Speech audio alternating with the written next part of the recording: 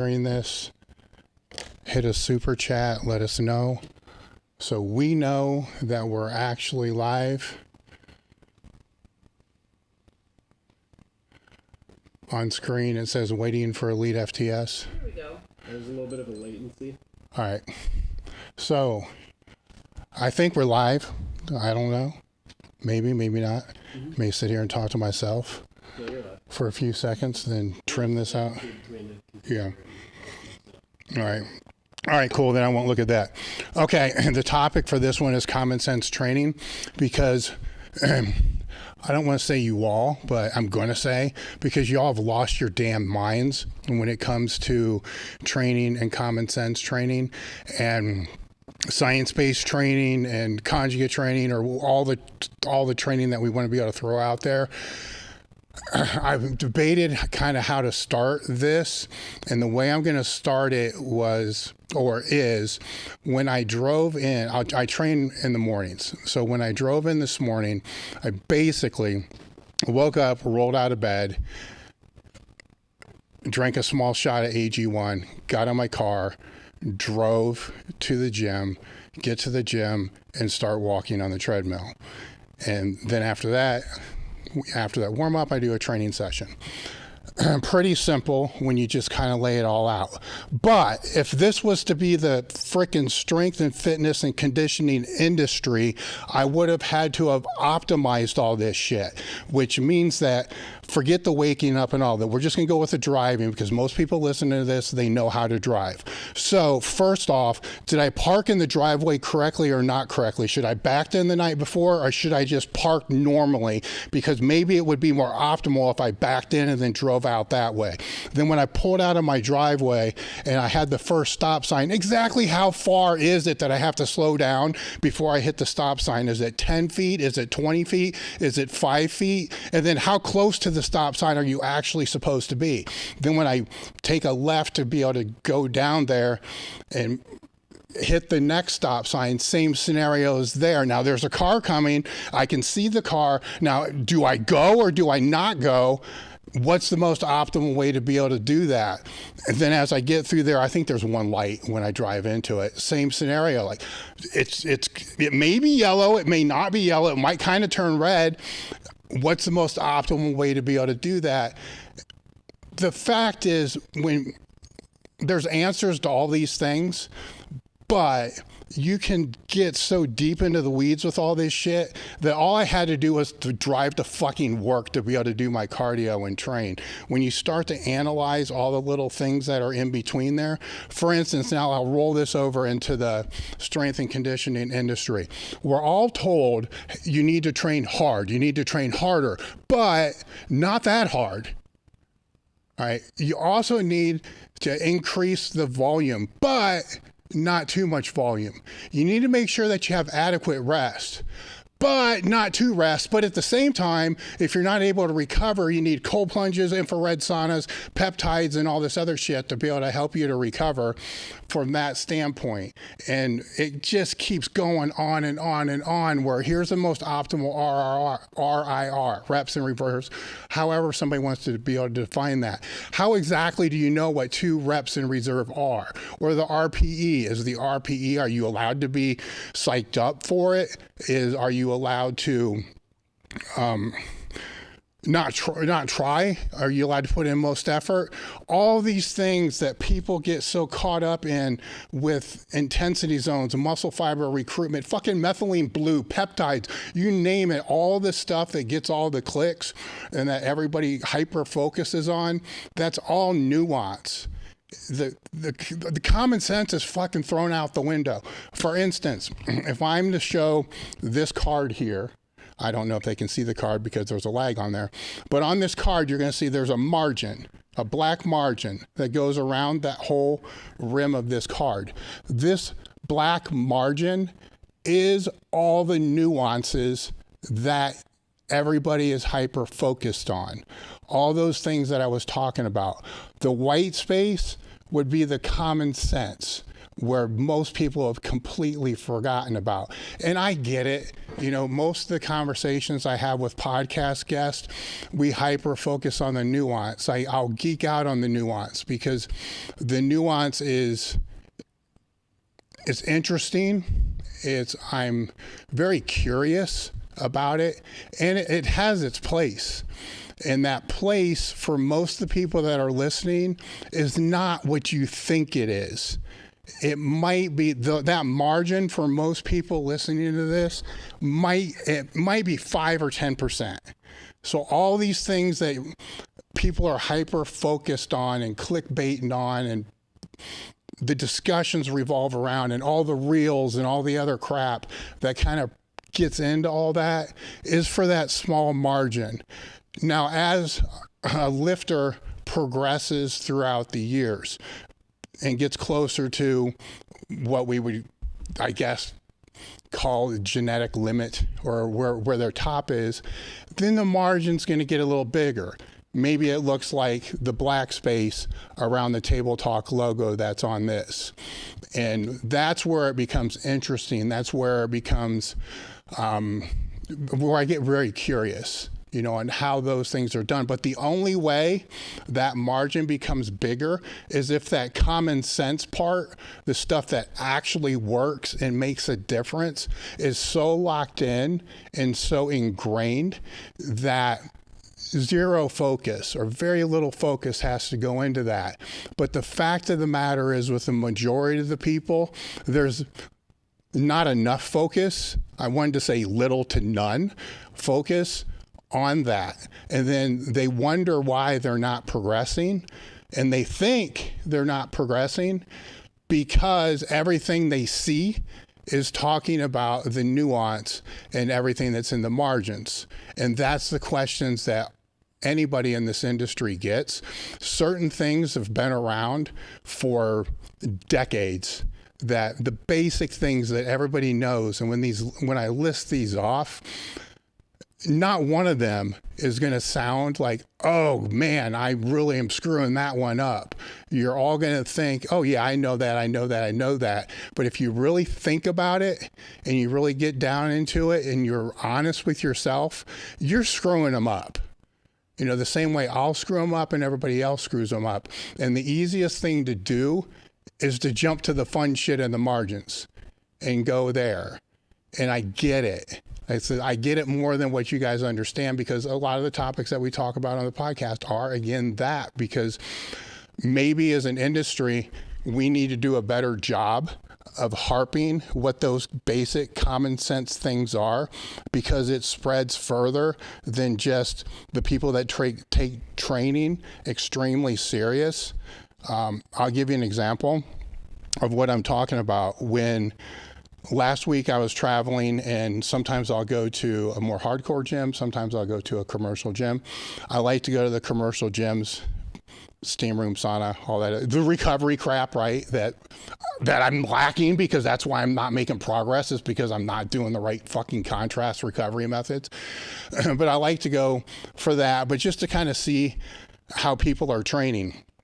And while doing my cardio and just kind of watching normal people train, right? Not meathead people, but the normal meathead people train.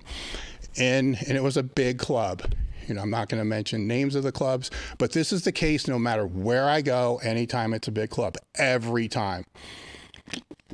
The majority of the people that are in there training are middle age, let's put it that way. And I'll look around and I'll see the same things that every one of you guys are going to see as well. You see a lot of people that are doing, I don't even want to say partial reps, they're doing like quarter reps with machines. We're not talking like barbell stuff here, just normal middle-aged people. And moving from one machine to the other machine, and yes, they sit on the same machine the whole entire time. I get that. But as they're moving around, you know, I realize things that other people won't notice. Maybe it's the 15 years or so that I spent working as a personal trainer and training people. They don't adjust the seats, you know, so wherever the seat height was or wherever the pad was adjusted, wherever the machine adjustments were, they're just going to go with that. Shit, half the time they don't even adjust the weight. And then they'll get in there and do, and they're ignorant right? Not in a bad way. Nobody's taken the time to actually show them, right? This is following me where I'm going here.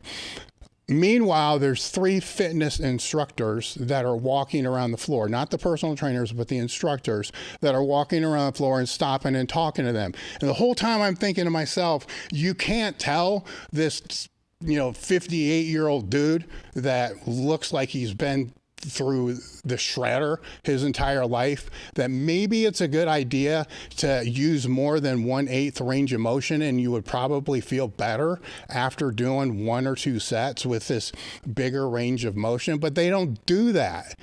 I don't know, they're talking to them about their dog or whatever it's going to be. And I commend the people for actually going in there and train, but the trainer's job is to be able to help people to understand how to use the equipment. Now, on the flip side of this, there are personal trainers in there as well. And one of them had a fucking stopwatch on, which no problem with that. But I'm trying to figure out, is the client doing circuits? I'm trying to figure out what the stopwatch is for. Timing rest periods? Is it a circle? Are they doing EMOMs? Like what it is. And after a little bit of time, I figure out he's actually timing the set. Why, I don't know. Like one set was 7 reps, one set was 12 reps. But either way, they can do better, or people can do better, right? And the reason why I'm telling this story is 2 of the trainers, one of them was a stopwatch guy. They are in the locker room, and I'm in the locker room because the locker room you got to go through to get to the fucking steam room, which is kind of why I was there in the first place. And they're talking about RFK and how bad, big pharma is and big food. And I don't necessarily disagree with any of that kind of shit. But all that's going through my head is, dude, you're the front line of defense here. You're putting all the blame on all these other things on why people are not as healthy as what they should be. Meanwhile, you got clients on the floor that you don't even know how to fucking train, and putting the blame someplace else. And that seems to happen a lot in this industry, to where you kind of have to ask ourselves, that if the obesity epidemic is higher than it's ever been, and the health crisis is higher it's ever been, and we represent the health, fitness, and strength industry, then you know what? Using some common sense, maybe we're fucking failing and need to change what we're doing. So there's my rant on the common sense from the layperson all the way to the person that puts training as one of their top priorities. So when we get down into what are some of the things that are the white space, consistency, that's one. Again, that one is one to where you want to train frequently, but you're going to be told not too frequently and not too little. But you're not told what actually is what would be optimal for you. So let's just think this through a little bit. How much time do you actually have to be able to devote to doing your training? How many days per week? Start there. That's called fucking common sense. If it's 2 days a week, well, then you're going to do 2 days a week. If it's 3, then you're going to do 3. All these things can be boiled down into just that simple common sense shit. Yes, you need to train hard. And to me, most people probably don't train hard enough, right? So it's when you get into that, it gets into that, again, that nuance that you want to train hard, but you can't train too hard because you're going to overtrain. You're probably not going to fucking overtrain. And if you train hard and you get to the point where you're training too hard, you don't think that you're going to realize within the next few training sessions you do that you're not going to feel as strong or as good as you did in the ones leading up to them? I think you're going to know if you're training too hard. That's pretty common sense. It's pretty easy to figure that out. So train harder. If it feels like you're not recovering from session to session, you probably train too hard. Now, on the flip side, if you train too little, are you going to know from session to session if you train too little?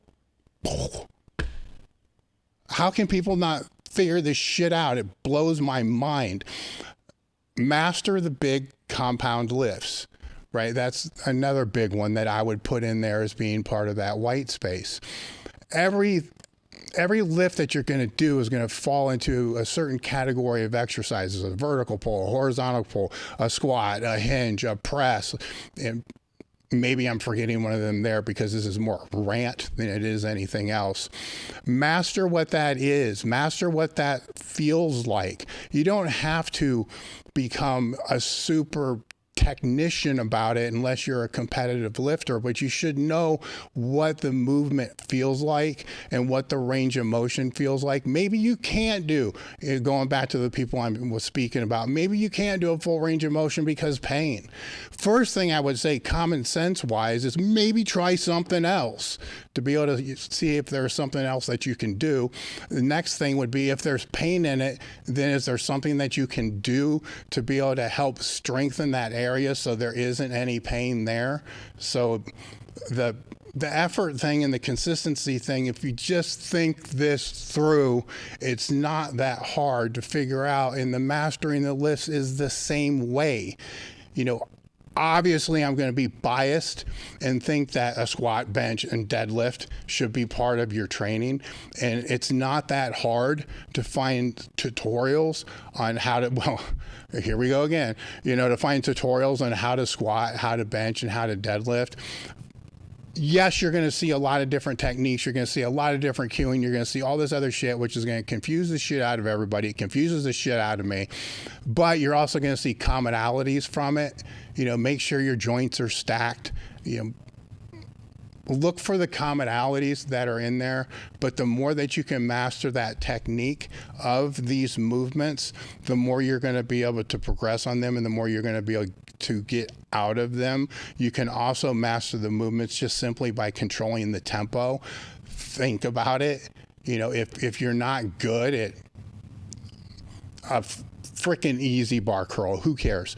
If you're not good at it and you just slow the tempo down, then you're probably going to be much better at it. And then keep it the slow tempo until you master the movement, and then you can start to apply more force. Just think this crap.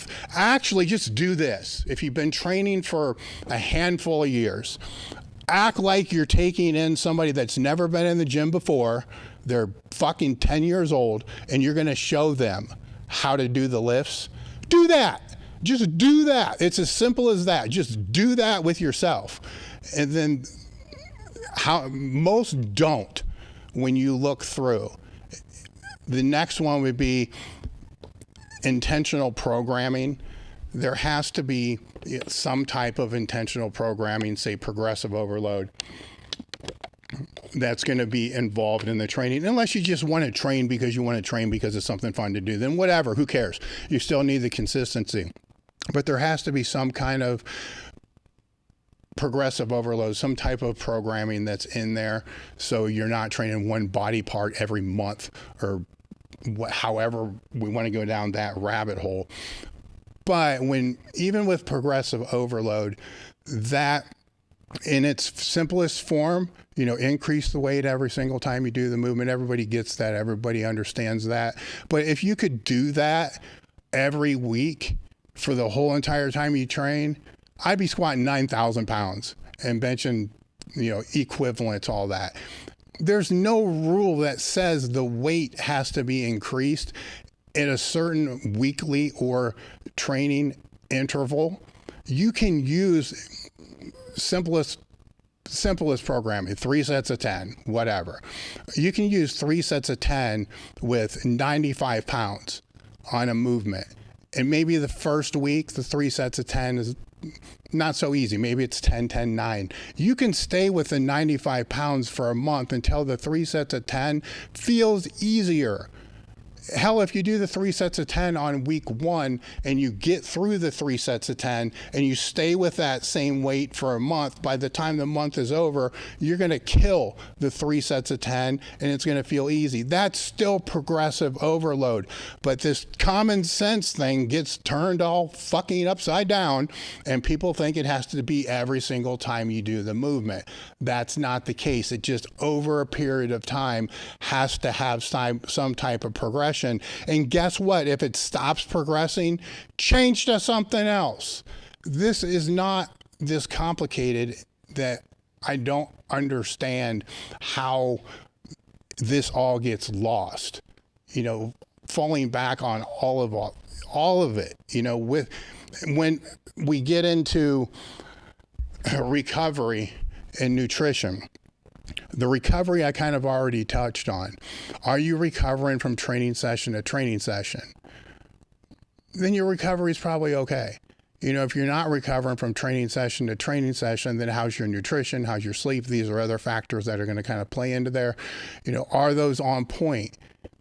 If you're not sleeping 6 to 7 hours, then that's probably a problem. And the answer to that problem probably isn't some fucking sleep supplement or some light therapy or blocker glasses that you need. The answer is probably just to try to go to bed earlier. Simple. Like, boil all this down to the simplest stuff, because all these hacks are all things that avoid doing the most simple answer of all of that. You know, show me a hack and I'm going to show you something that's very simple that somebody's probably not implementing in almost every case. With the nutrition, you know, have some protein with every meal. Have 3 to 6 meals a day.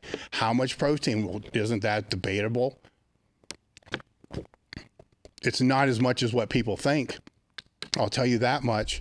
So if you look into the science, or forget the science, if you look into the science, or you just speak to anybody that's been around for a long period of time, yes, the default answer is going to be 1 gram per pound. But most of the people that you see that are making progress aren't even hitting that. It's probably like, I got to do the math here, 3/4 gram per pound. You know, and yes, there's nuance, you know, that's going to come into all that. But again, if it's not enough protein, then you're not making the progress and all the other things are unchecked, guess what? You probably need more protein. And then you go that route there. The rest days, we kind of already touched on that, you know, and I get it to where, how many times a week should you train a body part? How many times a week should you train a lift?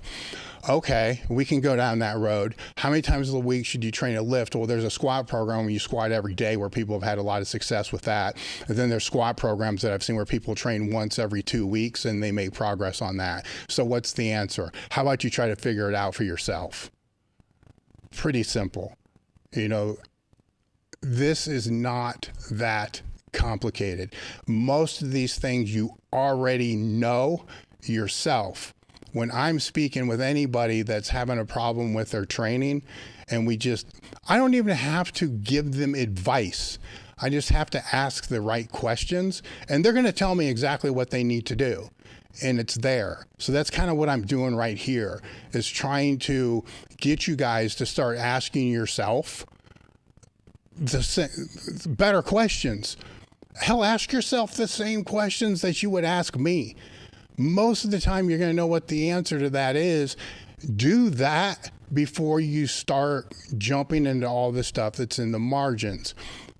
Mentality, you know, that plays a role as well. You know, do you think this is going to work? Do you not think it's going to work? Do you want to do you hate doing it? If you hate doing it, don't do it. You know, if you like doing it, then do that. This is delayed gratification. That's one that I get it. You know, that's obviously part of the whole thing. No matter what you do, there's going to have to be delayed gratification.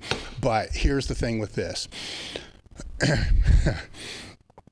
And I'll say it and everybody else will say it. You know, if you're a lifter, you need to understand that this is a journey. You know, this is a long-term process. But if I was to take any of those people and say, and convince them that here's this specific thing that you can do, not drugs, but it could be that too, but would say, here's a specific thing that you can do. And if you do this, you're going to make gains faster. Nobody's going to say no. Not me, not anybody that's been around for a long time is going to say, oh, you know what? I'm not going to do that because I'd rather have their progress 5 years from now. Are you fucking kidding me? You know, and so that's what we're trying to tell all these other people, which is true, but you have to remember that you're the same way. And maybe if you're not now, you were before. So I'm not saying that the delayed gratification is a bad thing and that you should push back against it. I'm not saying that at all. What I'm saying is it has to be communicated a little bit differently. You know, what has to be laid out is when we get to the, you know, all of this common sense stuff is self-awareness. And by that, I mean, what are you training for, first off? Let me change that. Why are you training, first off? Figure that out. Why exactly are you training? And then from there, you can get into what are you training for. Then once you know the answer to those two things, what metrics can you track that are going to allow you to know if you're moving closer or further away from your goal? Once that's down, then you can look and see if what you're doing has moved you closer to what that goal is. If what you're doing is moving you closer to that goal, but it's going against everything that you're going to see that science-based or horse cocking based or whatever based says, then why in the hell are you going to want to change it? Because it's moving you towards where you want to go. That's common sense. All right, now I'll flip this to when the nuance matters, unless we have people that have asked any questions or anything like that. They're just kind of like, bro, looks like I'm going to die. I love you too, man. See you later. You think I really care about that? Glossiest eyes on YouTube. All right, Zen. Hey, man, I'm all about the Zen. I got a problem with the Zen. Maybe we can talk about how Zen is the greatest hack for strength and mental clarity. You know, all right, so let me get back into this. So now we go from the white space or the margins being that big to the margins being that big. You train long enough and you get to a, I hesitate when I say you get to an elite level or a high strength level or all that, because it's going to be different for everybody. Not everybody has the same genetics as somebody else. So and I hate to say genetic limit because I was told that at one point in my career and I ended up being stronger than what that was. So anyhow, when you get to a point to where it becomes way harder to make progress, then that's when the nuance is going to matter. You know, that's when the little things are going to matter.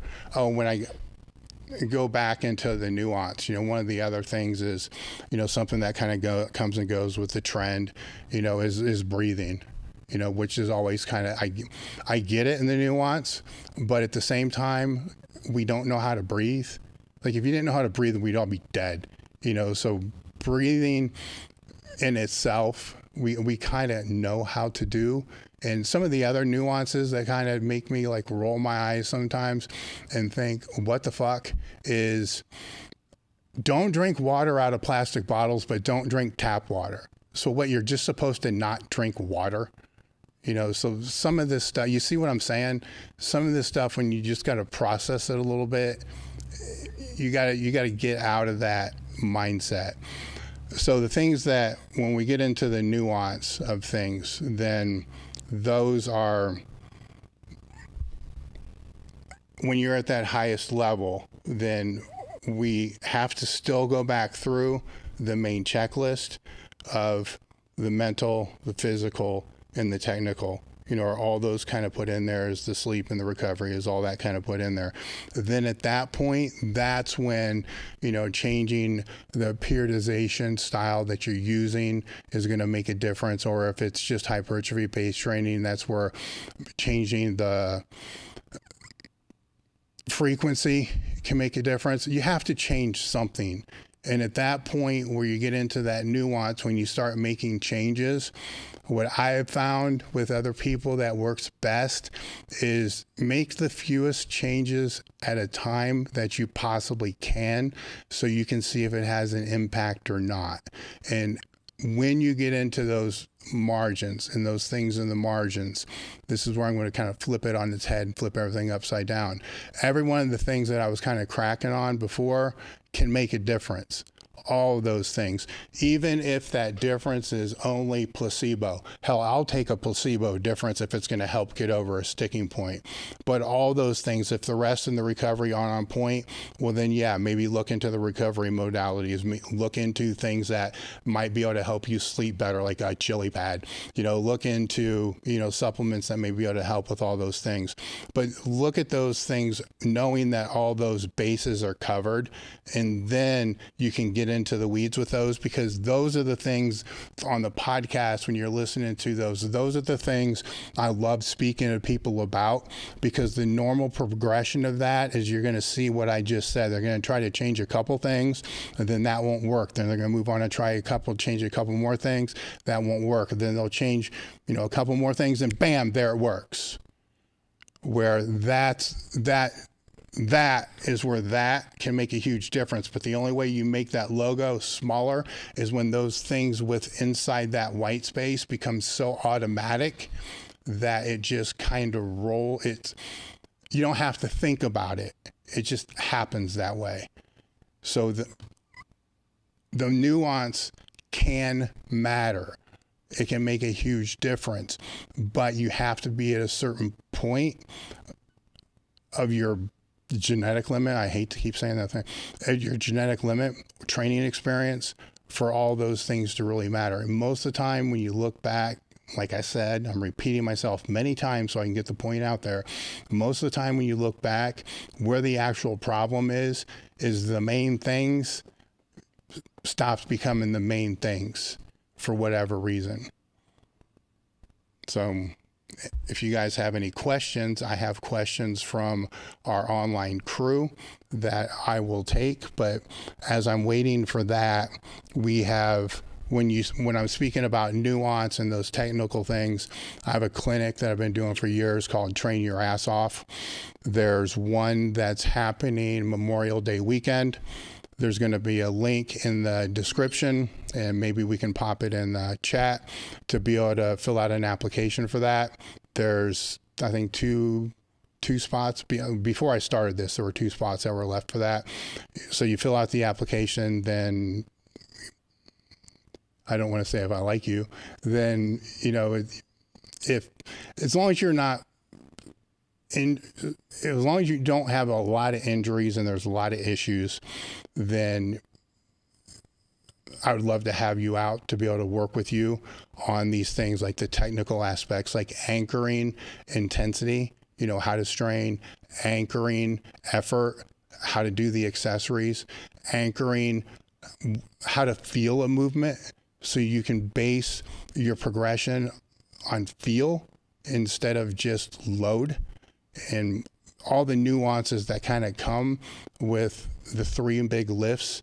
And past attendants can testify that, we're talking a few 100 pounds on their total, or 100 to 200 pounds on each one of their main lifts after the first 12 months. Sometimes they're breaking, actually a lot of the times they're breaking PRs while they're out here. We get anything that come through? No questions. Okay, cool. Well, I guess I got another segment. I sent an email out a couple weeks ago about why I stopped using neoprene sleeves. And the reasons I stopped using neoprene sleeves are because when I train, I'm not looking for rebound. I'm looking just for support. And with the support, I use these more polyester sleeves. These are the elbow sleeves. These we've had on, this is interesting. We've been selling these sleeves, pretty much the exact sleeves, for probably 2 decades now. And each one of these are probably, this is a good and bad business thing, by the way. Each one of these are probably 5. I think these are 10 years old. Those are probably 5 years old. So business-wise, it's not great because you don't have to keep buying new sleeves over and over again like you have to with the neoprene.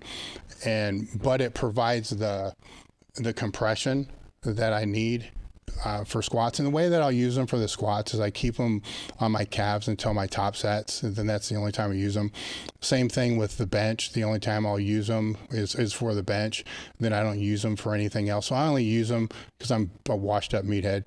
I only use them when I actually need the extra support. So they're not being used for every exercise and for every set. But if for those that are kind of in the same boat that I'm in, I highly recommend the non-neoprene for that. And if you're to get these, you want to go one size up than what you think. They're not like the neoprene things where you got to get it 5 sizes too slow and have 8 people pull it on so you can get the greatest rebound. This isn't about rebound. This is just about joint support and not having shit hurt the way it would otherwise. All right, so I am going, and we'll have links to that in the description too. So I'll go on to the questions from our crew. We have any other good comments from people saying that I look like I'm going to die or that my deviated septum? That's always a good one. No, more positive. Good. The more positive. Comments. The more positive it is. You want to be real positive, leave us a super chat. That helps us with the podcast. Okay, so getting on to the questions. C.S. Lawless. With Dave's experience training through injuries and major surgeries, how did he pivot training during those times? And looking back post-injury, is there anything that I would have done different that I do now? I laughed because how did I do it is probably not how I would recommend doing it. If I was to go back and do it again, would I do it the way I think it should be done? I would like to think so. But I also have to acknowledge my mindset at the time. It's not like people weren't telling me what I should do. So the best way to answer this one would be with my shoulder. Because I expedited, would be a good way to say that, because I expedited the recovery process, took years off the end of my career because it needs replaced. It needed replaced in 2004, and I haven't had it replaced, but I do not have the range of motion to squat. So there's that. You know, had I not done it the way that I did, which would probably not be ethically okay if I said how I did that, I would say the best thing that I would recommend to anybody coming back from surgeries is to, and we knew when we recorded this podcast it would not be this big barn buster podcast, but it would be one that I would refer back to all the time, is the podcast I did with Mike Israel and Christle in regards to this exact thing.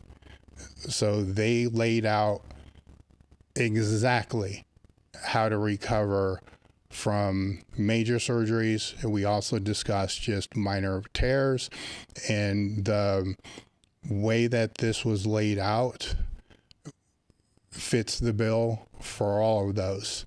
So highly, highly, highly recommend that. That's why I wanted to have them out, to be able to go through that, because they also have I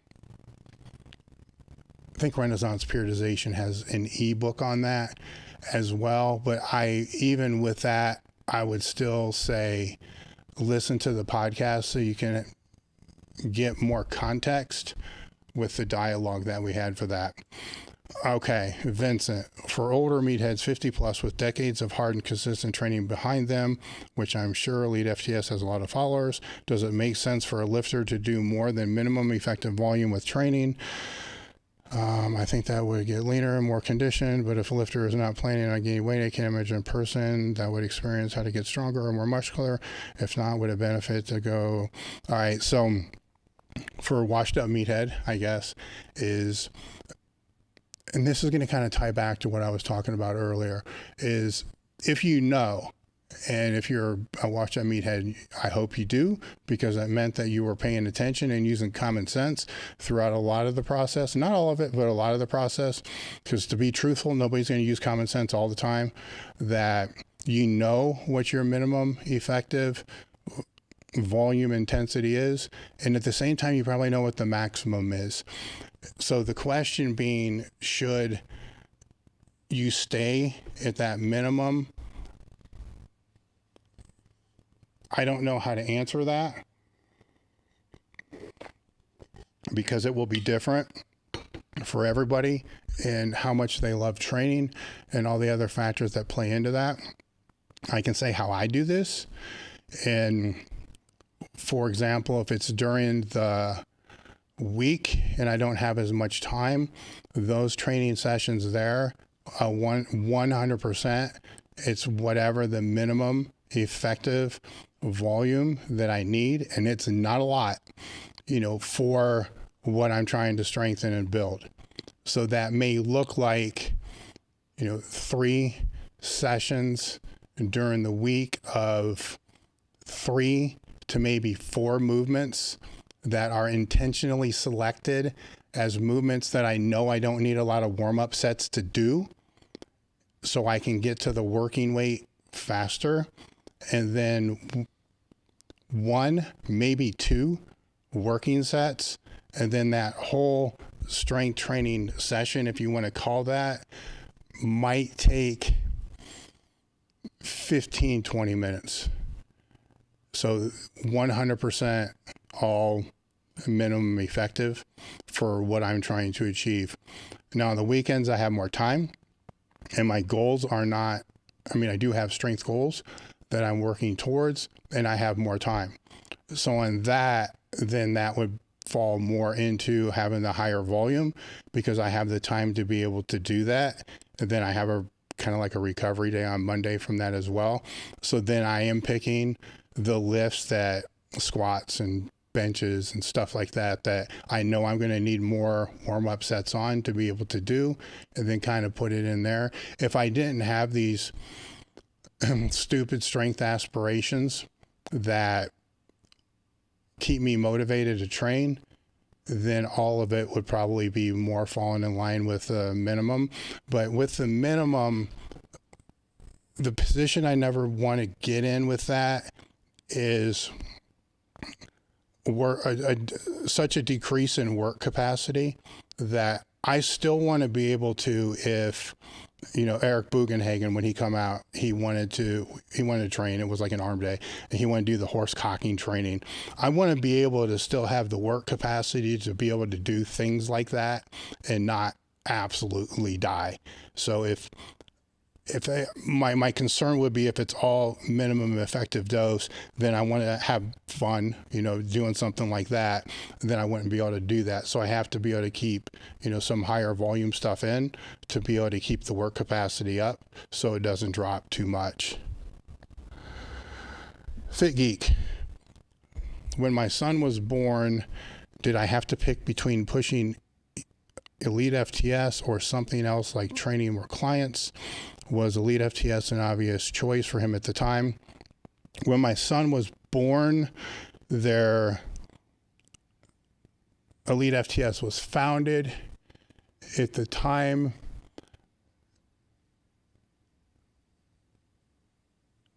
I got to think back. It was, at the time, I believe it was only seminars and consulting. I'm not even sure that we may have had, because there was ads that we were placing in Powerlifting USA, and originally we had sleds and a couple other products. So it was close to that same time, but by no means, I mean, we're talking like 5 orders every couple weeks. So it wasn't that big of a deal. So the bigger thing there was I was training clients from 5 in the morning until 7:30 or 8, and then leaving outside of Tuesday and Thursday, leaving there to go train at Westside to be there at 8:30, and then leaving Westside at 11 to be back for 11:30 client, to which I would have clients until 7 to 9 p.m. And then on Tuesdays and Thursdays, it was just clients throughout the whole day. There was no break, to go to Westside. So at that point, it was more of what can I do to actually be a father, I guess, so to be around. And that was the main trigger, was what avenues could I have. And I explored things like personal training center, sport training center, and I had clients that were helping because they saw more potential than me than I saw in myself. And they actually kind of brought this whole thing to my attention. And so we threw around a lot of different things. And because this seminar and the consulting was already there, I was writing articles and doing things like that. It was more of mail order, trying to push the mail order, potentially internet, because we're going back kind of pre-internet. I'm not really pre-internet, but it wasn't like it is now. And then keeping it content based, and then using the content, because I wanted to put the content out, because everything that I've learned throughout this whole process was from people that weren't monetizing off of me. So I felt a need to be able to give that back. And I also felt, when you're working with Gen Pop all the time, every now and again, the consulting was great. Every now and again, you'll get a client that you kind of have to think, a little bit more than just the real basic stuff. And so I was kind of attracted to that, but the education kind of provided that to be able to help people kind of in the gray area, in the margins, with a lot of those things.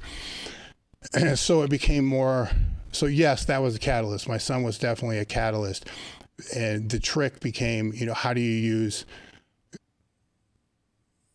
support the content and keep it complementary while not using the content to support the content, which now it's become kind of a main thing.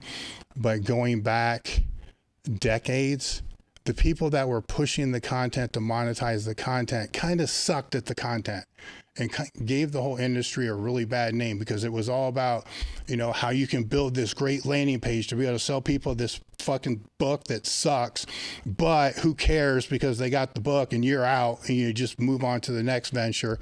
So it was a very murky type of thing, but content's not cheap to put out. So I can go on forever about that, but I think I answered the question. Currently in the fitness industry, it's trendy and massively popular to overcomplicate things, to get people tapped in and overanalyzing. How do you get people to pull back? Well, I think the answer to that one is I just did this podcast to kind of to remind everybody of just common sense training principles. But I'm not naive. I'm not stupid. If everybody in the industry just spoke about and just put content about the things that actually matter the most, then everybody would be saying the same thing. Nobody would be getting any attention. Nobody would be able to become an influencer. Nobody would be able to sell their product. Nobody would be able to sell their training. Nobody would be able to get clients. It's just It's the world we live in and have always lived in, by the way. It's just how things work. Where I think it is important, though, to every now and again step back and remind people of what those core basic things are. And this isn't different than any other profession that exists. You know, I'm not really schooled in any other profession, but I'm pretty sure if I spoke to anybody that does anything that they either love, is a hobby, or they do professionally, they can boil all of it back to say, this stuff really matters. This is the most important. These are the basics. These are the things that are on the edges that really don't matter that much. You really should need to just focus on those basics. And they have the same problems that everybody else has in this industry here. All their students or all their customers or whatever it is, they all don't want to do that because it's boring, it's basic, it's tedious. They don't see the value in it, but they really like this stuff on the margins and they really want to be able to do that. You stay in it long enough, then you realize the value of those things is ginormous. Bonus list. We are trying to develop the sport of powerlifting in Pakistan. I strive to apply Dave's advice and always put the lifting community first. It serves well. We are now hitting a point where we have competing groups of lifters pushing different things, some tips and tricks, how to deal with the drama. Yeah, good luck with that.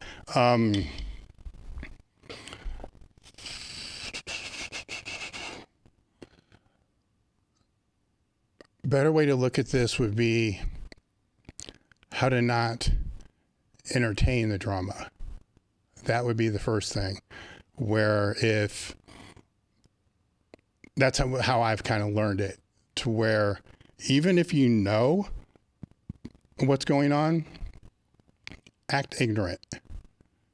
Because if you do that enough times, then they're not going to bring it to you.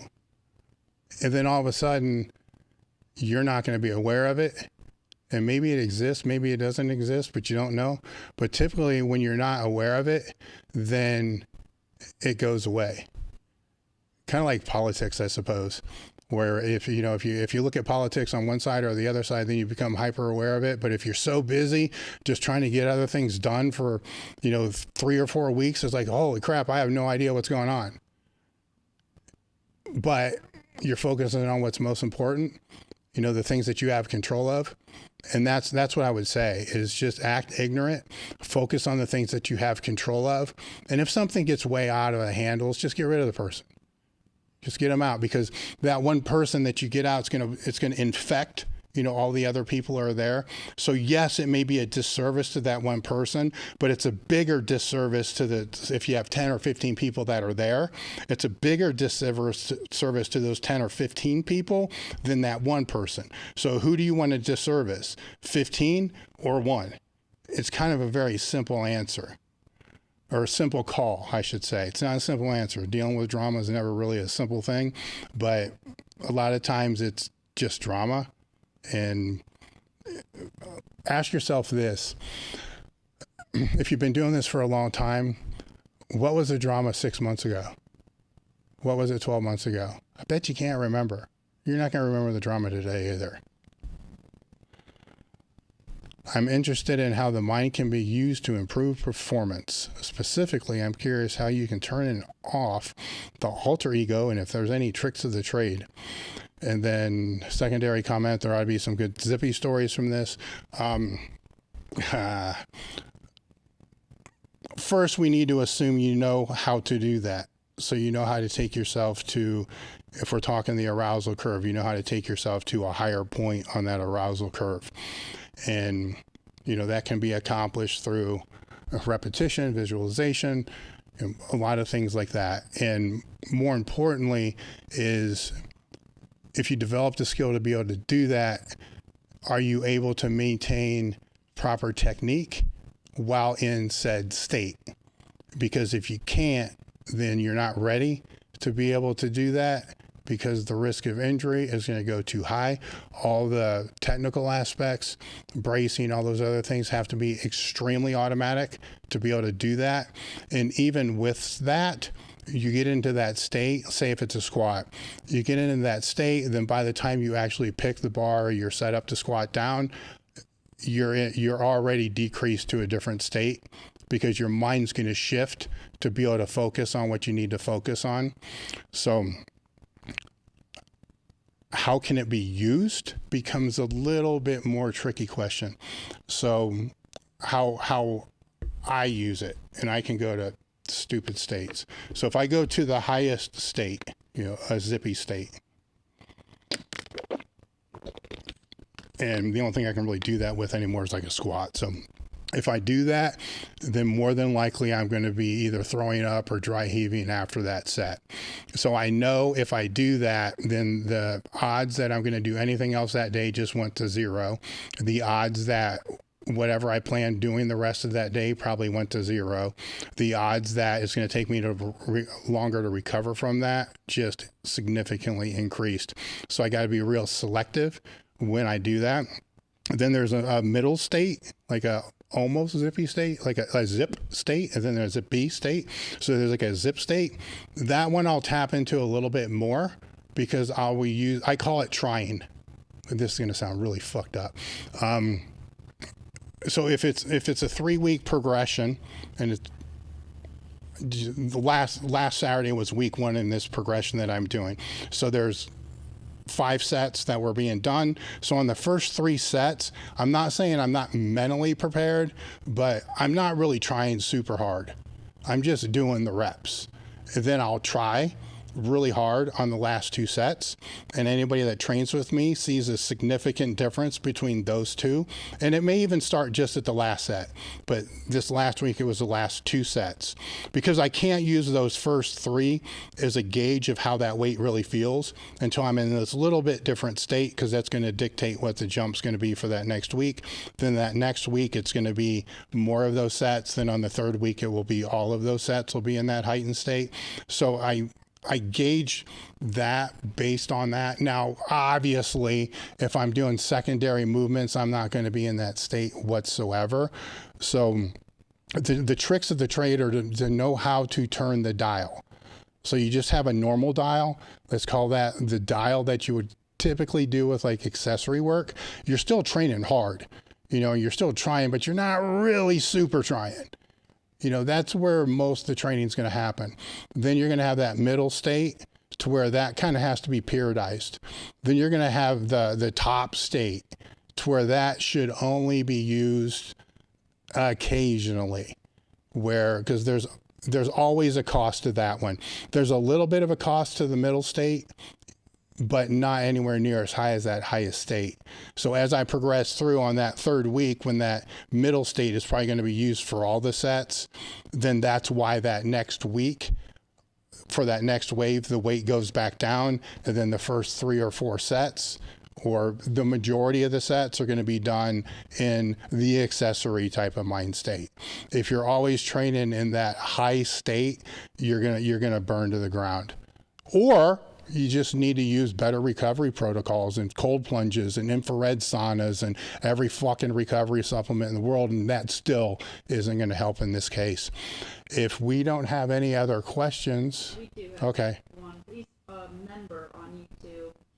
He's joined.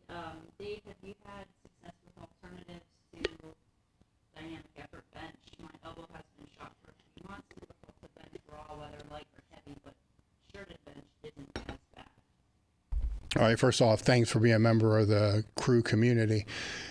So you're having problems with, when you say dynamic effort, I'm going to assume that you're talking submaximal weights, and it's the elbows as well. So with the shirt, interesting, right? Because with the shirt, I'm going to assume that you're still kind of doing maximal weights. So there's actually kind of more joint compression because of that, because the shirt doesn't cover the elbow. It was elbow, right? Did you say elbow? Elbow, yeah. Yeah, because the shirt doesn't cover the elbow, which is interesting because it's supporting something, which if it's up into the shoulder, then is that shirt supporting something in the shoulder complex, which can be leading to issues that you could have with the elbow. Depending upon where you are in the training. I mean, if you're, peaking for a meet or something like that, it's kind of like just ride it out and deal with it. I get that. But if you have the ability to be able to kind of pull back a little bit and to kind of do a deep dive to be able to see what's the actual cause of this. And another thing to look at is, and this is just a hunch, it's just a guess, is look at where the bench is training wise to the squat. This may be starting to get fired up from the squat, and simply, if you have the ability to, if you're in a crew, I get it, sometimes you don't have the ability to do this, but if you have the ability to move the bench, say the day before or 2 days before the squat, see if that provides any relief.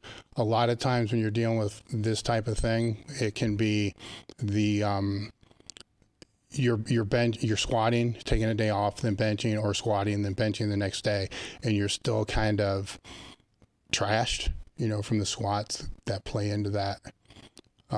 Hope that helps. Got another one. This is from Born to Bet. I ran Juggernaut 2.0 and was able to get to a 210 strict overhead press. I currently run Conjugate and want something to run along with it to get it to 225. Thoughts? All right, so Conjugate has a very broad meaning nowadays. So just going to throw some random ideas out there. You said the overhead press, so I'm going to assume the bench press is not your primary. The overhead press is. So your primary being the overhead press, then you're probably doing your dynamic or submaximal work with some kind of overhead press. And then your max effort work, maybe not all the time, but most of the time is going to be some different type of overhead press. Depending upon where you're having the issues with the overhead press, at the bottom, first off, I would look at the technique of the overhead press. I think Tom has done a couple videos for our YouTube channel, really doing a deep dive into overhead press technique. I would look at that, and then I would use that dynamic day to really, really reinforce that, because that's kind of what the dynamic day is for the bench. If you strip away the compensatory acceleration, it's just reinforcing good technique with submaximal weights. So I would, even if you need to knock that training weight down to be able to make sure every one of those reps on those days are technically as efficient as they possibly can, that would be the first recommendation there. Then on that max effort for the overhead day, it probably shouldn't be overhead all the time. You probably already know that. But if it's every other week or, 60% of the time, then put the variations in there that are going to be right above where your sticking point would be, not right at it, just right above that. And also some isometric work being done right slightly above that, because there is going to be a carryover of that strength, plus or minus 10 to 15 degrees, whatever science says now, I don't know. But I always like to go right, if you're going to do the isometric work, to go in the stronger position, not the weaker position. So even if the bottom, if it's, a few inches up, after you start the press and you're actually stronger at that bottom, go to that stronger position for the isometric, just under where you have that problem, and then hit the isometrics there. There's no right or wrong way to go about the programming with that. Just start with, the bar for a few sets of 3, then, the next progression, 4 seconds, 5 seconds, and so forth. There's, like I said, no right or wrong way to kind of put that in there and see how that's going to go. But I have a feeling the biggest catalyst is making that dynamic work more technically efficient there. That it? All right. I want to thank you guys. These are always great to do. Support the podcast, join the crew, link in the description. If you're on our Discord community, there's Q&As, there's video analysis, there's the boatload of ebooks, all kinds of assets that are on there. We appreciate the support. You guys are what help us to be able to put the podcast and the content out. Sincerely appreciate all you guys, and we'll see you next time.